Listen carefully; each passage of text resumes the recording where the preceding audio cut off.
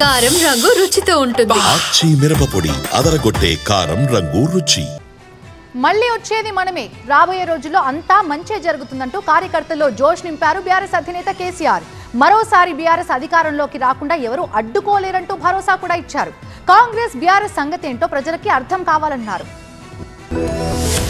BRS రజతోత్సవ సభతో Congress బీజేపీని target చేయడంతో పాటు పార్టీ శ్రేణుల్లో ఉత్సాహం నింపారు గులాబీ బాస్ కేసీఆర్. బీఆర్ఎస్ మళ్లీ అధికారంలోకి రావడాన్ని ఎవరూ ఆపలేరని స్పష్టం చేశారు.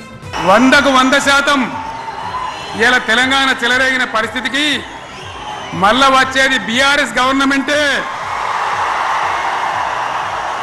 అది ఎవరు కూడా ఆపలేడు. అది ఎవరి తరం కాదు, ఎవరి వశం కాదు. కాంగ్రెస్ ప్రభుత్వాన్ని కూల్చే ఆలోచన తమకు లేదన్నారు కేసీఆర్.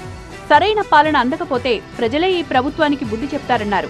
కాంగ్రెస్ బీఆర్ఎస్ సంగతేంటో ప్రజలకు అర్థం కావాలి అన్నారు.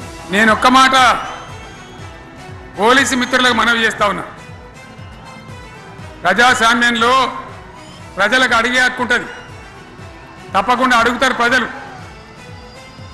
ఈ అడిగే హక్కును సోషల్ మీడియాలో బీఆర్ఎస్కు సోషల్ మీడియా వారియర్స్ ఉన్నారు. వాళ్ళు బ్రహ్మాండంగా పనిచేస్తున్నారు. ఖచ్చితంగా అడుగుతున్నారు ప్రజల తరఫున. ఇంత అన్యాయం జరుగుతుంటే చూడలేక సోషల్ మీడియాలో పనిచేసే తెలంగాణ బిడ్డలు ఇది ఏమన్యాయమే ఎట్లా అని చెప్పి ప్రభుత్వాన్ని ప్రశ్నిస్తూ ఉన్నారు. ప్రజలకు మద్దతుగా నిలబడతా ఉన్నారు. పోగొట్టుకున్న చోటే వెతుక్కోవాలని ప్రజలకు సూచించారు కేసీఆర్. 100% మళ్లీ తెలంగాణ గెలవాలని, గులాబీ జెండా ఎగరాలి అన్నారు. కేసీఆర్ అన్నా యాడున్నావు, నువ్వు రావాలే. కత్తి వాన్ చేతులు పడితే యుద్ధం నన్ను చేయమని పడుతుంది. అంతేనా?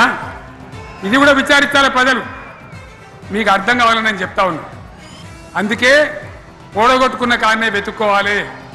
మీ వెంట బీఆర్ఎస్ ఉంటుంది, మీ వెంట కేసీఆర్ ఉంటాడు. 100% మళ్ళా తెలంగాణ విజయం సాధించాలి. గులాబీ జెండా ఎగిరేయాలి. అద్భుతమైన తెలంగాణను మళ్ళా సాధించాలి. తమ సభకొచ్చే వారిని కూడా ఇబ్బంది పెట్టాలని ప్రభుత్వం ప్రయత్నించిందని ఆరోపించారు కేసీఆర్. ఇలాంటి పిచ్చి ప్రయత్నాలతో ఏమీ సాధించలేరన్నారు.